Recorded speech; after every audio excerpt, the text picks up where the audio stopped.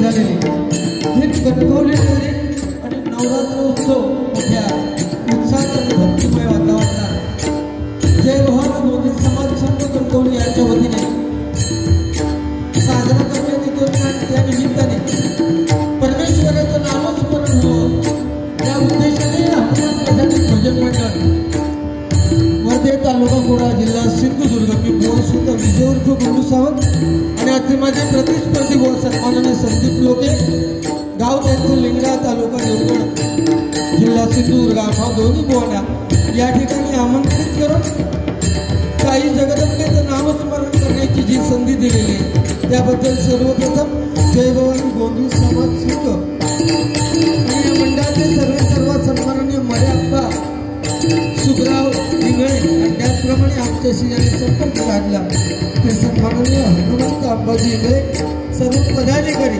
त्यांचे मी माझ्या भजन मंडळाच्या वतीने आभार मानतो। या ठिकाणी जमलेल्या रसिक मायबाप प्रेक्षकांना महिला वर्गांना सुद्धा विनम्र अभिवादन करतो। मग या जमलेल्या मायबाप प्रेक्षकांमध्ये अनेक नामवंत भजनीबुवा अनेक नामवंत पखवाज दशावतारी कलाकार अन्य महनीय व्यक्ती त्यामध्ये सन्माननीय माजी नगरसेवक सन्माननीय सुशांतजी नाईक साहेब त्याचप्रमाणे आमचे मित्र आमचे मार्गदर्शक राजू शेट्टी या ठिकाणी उपस्थित आहेत त्याचप्रमाणे त्यांची मित्रमंडळी उपस्थित आहेत या सर्वांच्या चरणाशी नतमस्तक आहे। महाराष्ट्राचं नव्हे तर संपूर्ण जगताचं दैवत श्री गणरायाला वंदन करून विद्येचं दैवत सरस्वती मातेच्या चरणी नतमस्तक होऊन तिथली स्थान देवता आणि रंग देवतेला वंदन करून म्हणजे ग्राम देवता ही चंदिनी मातेच्या चरणाशी लीन होऊन सत्याच्या वाणी त्रिसंत नारायणाला वंदन करून बऱ्याच माते समान मांडणाऱ्या छत्रपती शिवाजी महाराजांना छत्रपती संभाजी महाराजांना मानाचा मुद्रा करून जवळवाडीच्या या आमने सामने 2020 सामन्याला सुरुवात करतोय। जय हिंद जय महाराष्ट्र।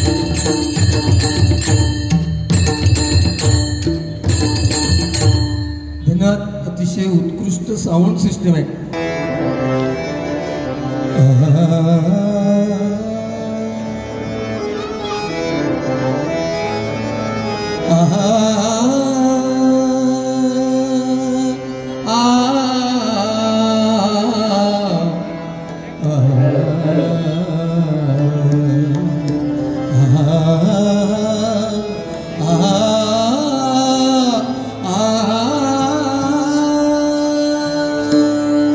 सरस्वती सरस्वती तुझे नाम सरस्वती सरस्वती सरस्वती सरस्वती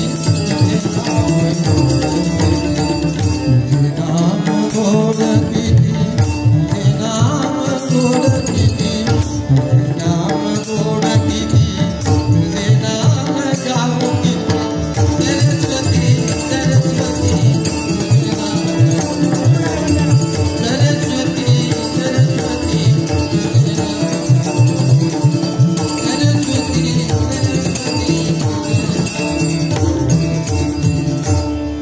बड़े आगड़ा राम को दंडधारी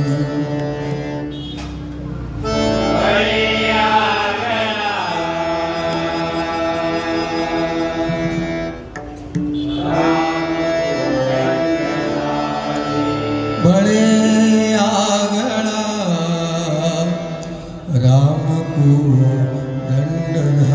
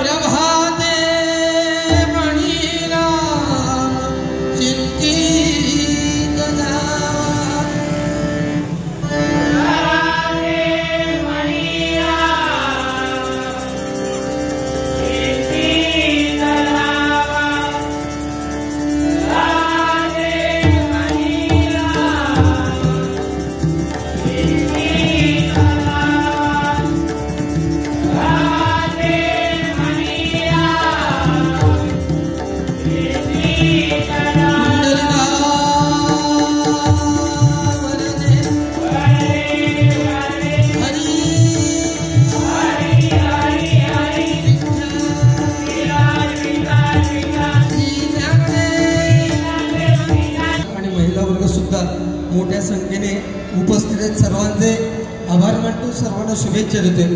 सुरुवात माझ्याकडे आहे आणि मगाशी मुलाखतीतच सांगितलं, कारण काय शेवटी लोकेबॉनची जागा मी घेऊ शकत नाही आणि माझी जागा लोकेबॉ घेऊ शकत नाही। आपलं भजन, मी नेहमी भजनाच्या माध्यमातून सांगतो की आपलं भजन हे रामकृष्ण हरी या मंत्रावर अवलंबून आहे। रामाचा आचार, कृष्णाचा विचार आणि हरीचा उच्चार। सत्य, त्रेता, द्वापार आणि कली हे कलियुग आहे। मोर नाचताना रडतोय, हंस मरताना गातोय, जिवंत माणूस पाण्यामध्ये बुडतोय आणि मेलेला माणूस पाण्यावरती तरंगतोय। ह्या कलियुगात सत्य बाहेर पडेपर्यंत खोटं संपूर्ण गावभर फिरून आलेलं असतं, हे प्रत्येकाने इथे लक्षात ठेवायचे। परमेश्वराच्या चरणापर्यंत लीन व्हायचं असेल तर नामस्मरणाशिवाय या कलियुगात दुसरा पर्याय नाहीये। आपली ग्रामदेवता, आपली कुलदेवता आणि ज्यांच्या उदरी आपण जन्म घेतलाय ते आपले आई वडील यांची सेवा मरेपर्यंत करा, म्हणजे आपल्या आयुष्यात कशाची घाई कमी पडणार नाही, लक्षात घ्या।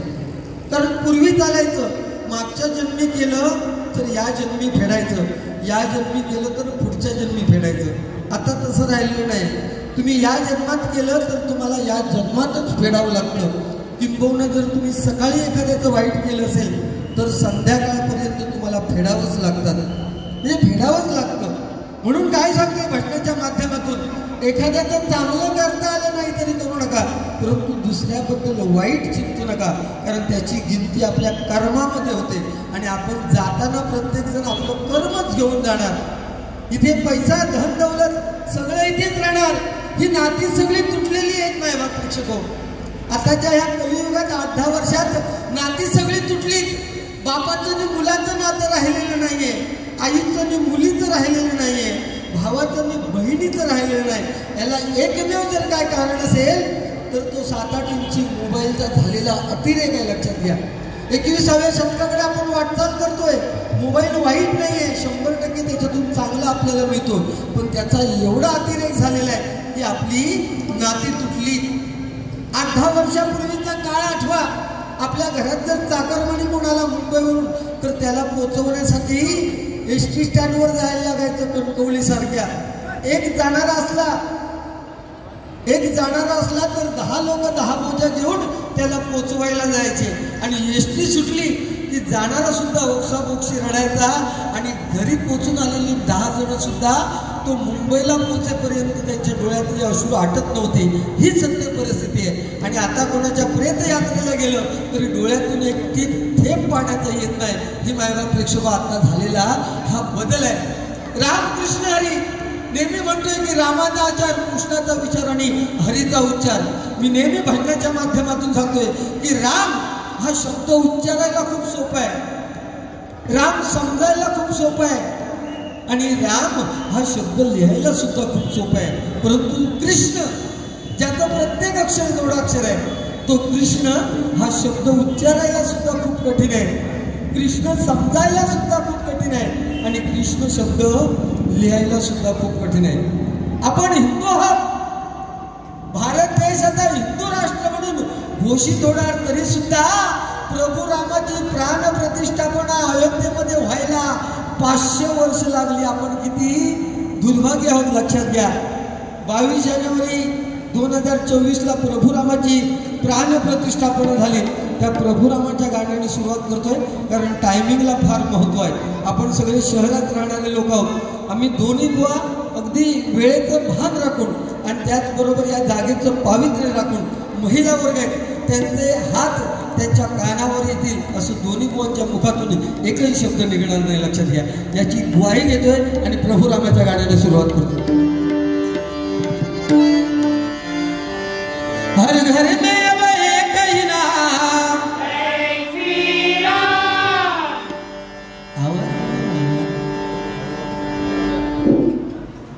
जरा इफेक्ट दे ना, राम मिल्यावर कोटा होईल।